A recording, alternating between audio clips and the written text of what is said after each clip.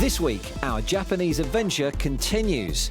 There's robots, a time machine, and, of course, floor-to-ceiling lettuce.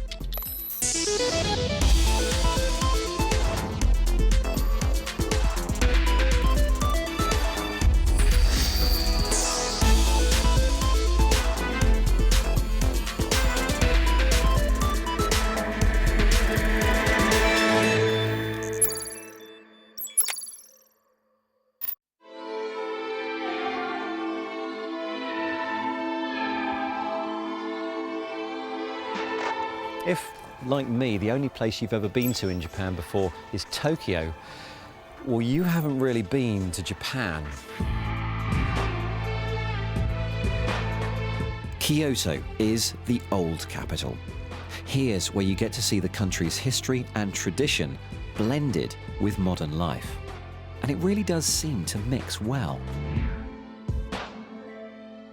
From the Fushimi Inari Taisha Shrine, you can take a walk up the mountain on a path lined with thousands of orange torii, each donated by a Japanese company to give thanks for its prosperity. Each of these orange structures is a gate. They say there are about 10,000 of them on the walk, and that's a walk that will take about 2 hours up and 2 hours down. Yeah, let's see how we get on with that, shall we? Time to take a trip across Japan to find out what tech life is all about here. We'll take trains and planes to meet the people, see the sights, and visit the windmills, the canals, and the chocolate shops.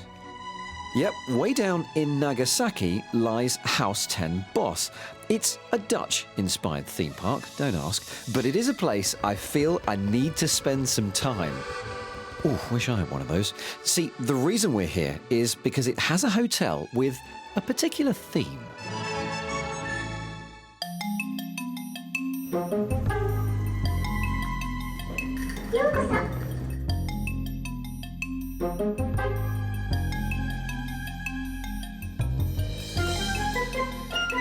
Konnichiwa.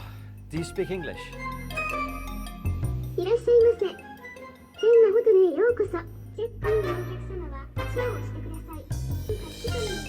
No. Okay, well, let's try the next receptionist, who turns out to be a dinosaur. And he does speak my language.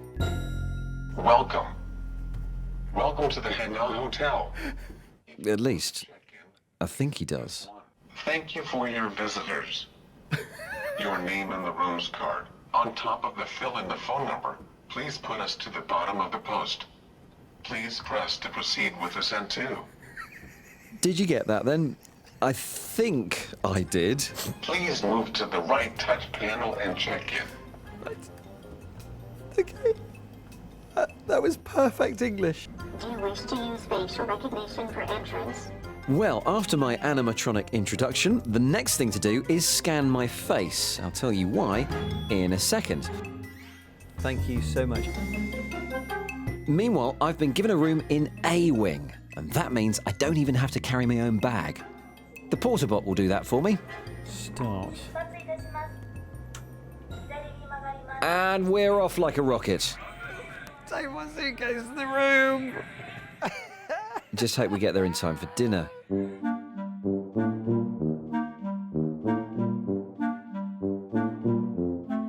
Well, looks like I've got a bit of time, so let's deal with a couple of facts. This is the Henna Hotel. Henna, Japanese for strange. And yes, I think we're all in agreement there. And this being a robot hotel, I can confirm that so far I have seen a total of 0 humans.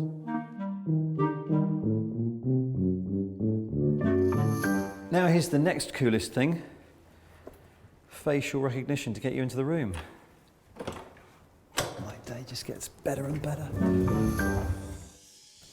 Now, the hotel's not being futuristic just for the sake of it. The robots save on personnel costs, and the rooms are all low energy. So first thing to note, there's no air conditioning in here. Instead, you've got these weird cooling strips. They're basically cold radiators. But the most important thing about these rooms is there are no light switches. Apparently, humans have a tendency to leave light switches on, so these are motion sensitive. There's also a tablet controller and, of course, a voice-controlled robot called Churi-chan, who only speaks Japanese. Churi-chan. 何でしょうか? Ima nanji? 今の時刻は18時13分ですよ。Kyo no tenki? 今夜27日、長崎県北部の天気は Akari keshita. 明かり消します。ピ Lights off. Oh, right. Now I can't see the translation for lights on again. Right, yeah. While I try and shed some light on the situation, Dan Simmons has been taking advantage of the dark to try out some pretty impressive new camera technology. Akari tsukete. Welcome to Canon's Global HQ on the outskirts of Tokyo. Now, the camera that Canon are going to show us today is so sensitive, it doesn't really work in broad daylight. So we're going to take things inside. The ME20F is 10 times more sensitive than most other cameras. That's because the sensor size for each pixel is 10 times bigger. It's able to capture a decent image in the darkness of night, able to see with the equivalent of less than 1,000th of the light from a single candle flame. That means it isn't just a better security camera. It could be useful for nature documentaries, especially in dark places like underwater, where you don't want to scare off the wildlife. These sea fireflies on the seabed would usually be tricky to capture. The numbers, for those who like numbers, means you can shoot at 75 dB gain. Forget ISO 1600, this is 4.5 million. Now, just to give you an idea of how sensitive the new low-light camera is, we put it up against one of Canon's latest professional cameras, and we're going to kill every single light in this room, apart from this one. Now, there are lots of low-light cameras on the market, but the clever thing about the new Canon is that it changes its colour depending on what it can see to be really realistic. And to make that point further, let's lose that light. Now, there's almost no light in this room. I can just about make out the two cameras, but you've got me in full colour. No infrared, no heat signature. From when the camera's released this December, we'll really be able to see in the dark in glorious Technicolor.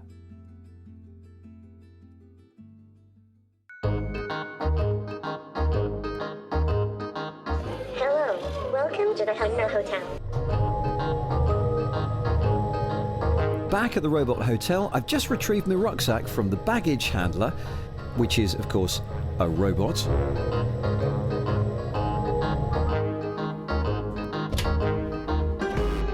You even get a cheery wave once it's done its job. Nice. Now, I've come back to reception because there's something I need to investigate. I want to find out just how automated this place is, and who better to ask than our friendly check-in Dinobot. Please ask me a request, but don't ask me a difficult question because I am a robot. Hello, what's your name? My name is Mirai. It means future in Japanese. Fantastic. Ironic for a dinosaur, I suppose. How many hours a day do you work here? 24 hours. Wow. All day? Yes.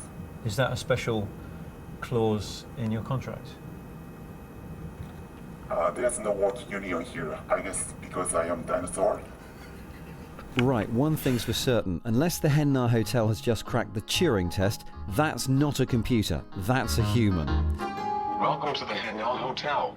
The original introduction may have been a computer-generated monologue, but now the voice is different for a start. I'm sorry, I don't understand that. No, nobody does understand my humour. Then there's the perfect understanding of my obscure line of questioning. How do you deal with customer complaints? Do you eat them? Hey, that's a good idea. And of course, the sense of humour. And what about the other robots here? Do you secretly, in the middle of the night, all get together and have a party? I'm sorry, I can't answer that question. My human boss is right there. Whether regular guests would be treated to such a great performance, I guess depends on whether the person behind the scenes has a permanent residence here or was just flown in especially for us. See, I'm embarrassed making a bad joke, even though it's a robot. It is a great gimmick though, even if the technology here isn't quite as clever as advertised. Talking of which...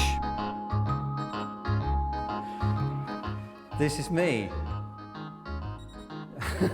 My face doesn't fit. I want to go to the toilet. This is a face of desperation. Oh, good. There we go. Konnichiwa yourself. You know, I was a bit cynical about this place before I came here. I was expecting just a load of animatronic puppets being worked by humans behind the scenes, and it's not that. I mean, there really is a genuine element of robotics here. I'm not quite sure how much of a human element there is back there. We asked if we could see behind the scenes. They said no. But regardless of that, I've been to a robot hotel. It's good enough for me. And with that, we'll leave the robot hotel and its energy-saving ambitions, just as the million or so lights come on in the theme park next door. Still, at least they're LEDs, I guess.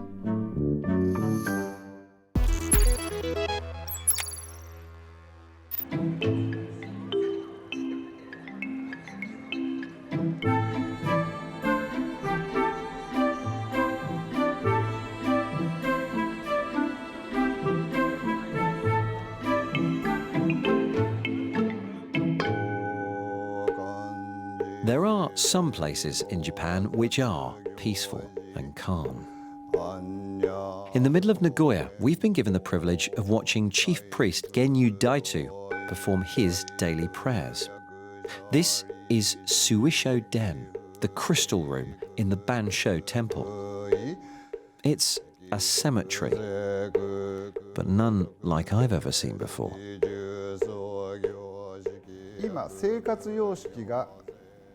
Lifestyles today are different to how they were in the old days. Instead of doing things in our traditional way, I wanted to create something that will be more easily accepted in today's world. So we created this as an experiment. Each of the 2,000 boxes here can store the ashes of 2 people. Half are either already occupied or they've been reserved. Visitors are given an ID card, and when they touch in, they're guided to the correct box by a display of light. A very modern updating of the light shows that play a big part in Buddhism. The specific pattern in each case is decided by that box's incumbent. You really do get quite a powerful feeling in here. I didn't think I would. I thought this would feel a bit gimmicky. There's loads of technology and LED lights where usually you have stone and great big monuments and nature, but it's really quite respectful. The starting price for looking after your mortal remains here is 360,000 yen, £2,000, although the better located boxes, those at eye level, are more expensive. In this particular Buddhist tradition, ashes are kept here for 33 years, after which they are returned to the earth. Of course, no amount of technology could have saved Japan from the horrors of the 2011 earthquake and tsunami. That and the Fukushima disaster that resulted from it rendered large swathes of farmland unusable. Well, LJ Rich visited the Miyagi prefecture to find out what happened next. Welcome to the world's largest indoor farm. This 25,000 square foot warehouse forms part of the Japanese government's initiative to stimulate the agricultural industry here. There's 15 levels of lettuce here, and 10,000 plants in a day come off the production. unbelievable. Those 17,500 LEDs grow lettuce in around half the time it usually takes. And it's super efficient too, using just 1% of the water of a traditional lettuce farm. It feels strange because it's bright, but not warm in here at all, even in this fetching clean suit. Each day, one person can transplant 12,000 seedlings into these polystyrene trays. 7. Though I'm a little slower than that. It's very therapeutic. The seedlings are thinned out from 300 to 26 on each of these trays, for example, before being floated gently along the waterbeds to begin the growing process. It smells of plants without earth, and it's very bright and very disorienting. I start to imagine this could be how crops would grow on a space station. This system's so efficient it even recycles the water from the plants sweating. The growing lettuce doesn't sleep much. It's treated to 17 hours of light a day from specially designed LEDs. To optimise the process, red-coloured LEDs make the lettuce grow more effectively, and every 10th light is blue to help trigger photosynthesis. Now, Japan does not have a water shortage, but this system would be very easy to export to other countries who might benefit from efficient plant-growing techniques. In Japan, the agricultural situation has got very severe. We have unusual weather patterns and farmers here are ageing and falling in number. So for our agriculture to continue, we need to turn to technology to maintain it in the future. The lettuce has come to the end of its journey and travels ever fridgewards as it leaves the factory. While I'm left thinking this ultra-engineered approach to gardening, hyper-gardening if you will, has the potential to change agriculture forever.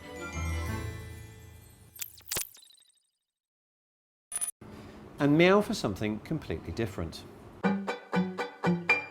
Yes, we're nearing the tail end of the show, so I hope you enjoy this pause for thought. It only got in by a whisker, and there wasn't much money left in the kitty for anything else. To be honest, I thought this feature was feline a bit light, but then maybe I'm just fishing for compliments.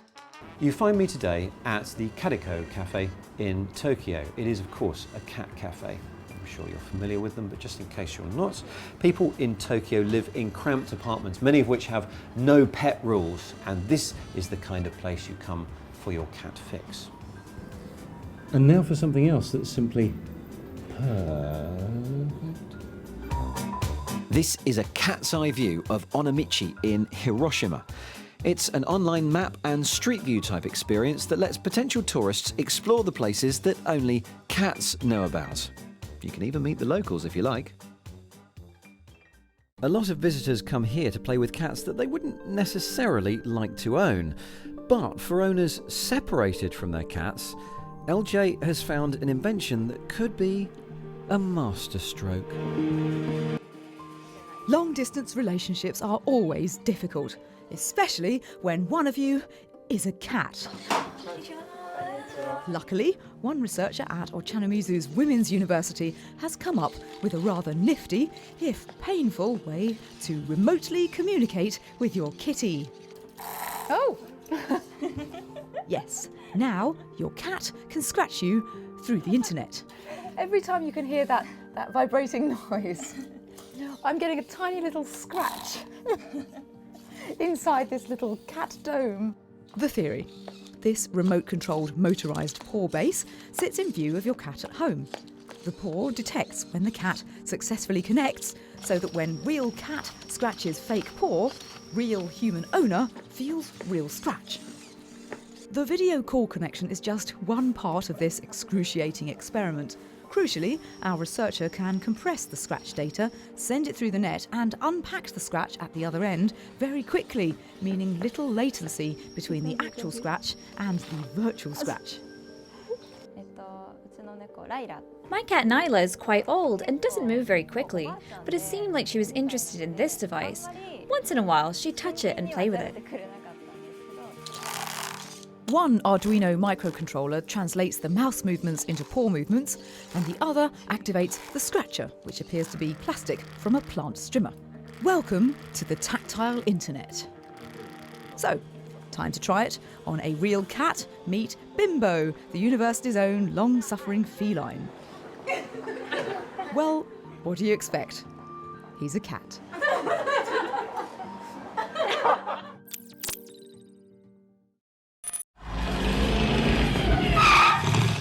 Doc, we better back up. We don't have enough road to get up to 88. Roads? Where we're going, we don't need roads. 30 years ago this month, 3 unlikely time travelers took a trip back to the future, 30 years into the future, or as we know it, next week. Where are we? October 21st, 2015. Now, the 2015 encountered by Marty McFly doesn't exactly resemble ours. However, just outside Nagoya, here in Japan, one of the predictions is finally coming true. Kind of.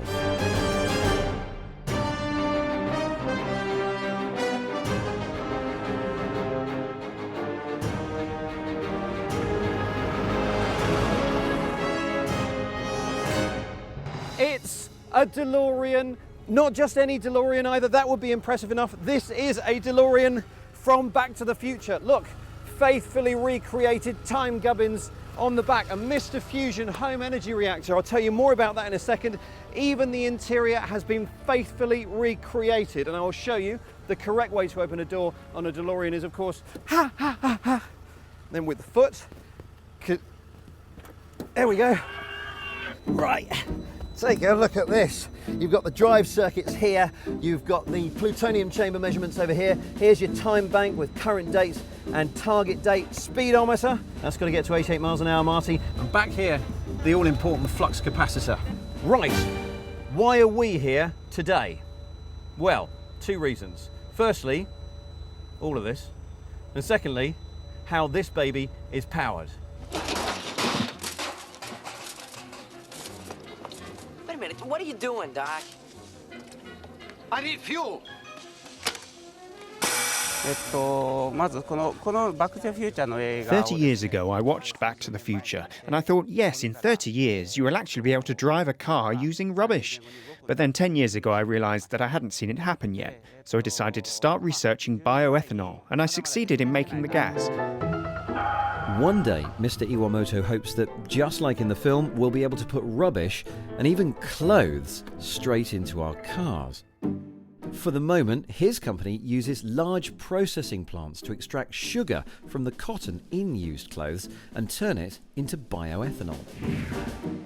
By law, cars in Japan can only currently run on a mix of 10% biofuel to 90% gasoline. But, he says, in theory, this DeLorean could run on 100% biofuel. I thought that was brilliant. Brilliant enough even to miss my flight back home, which I've now done. Oh well, never mind. I think I found an alternative means of transport to get me back to the UK.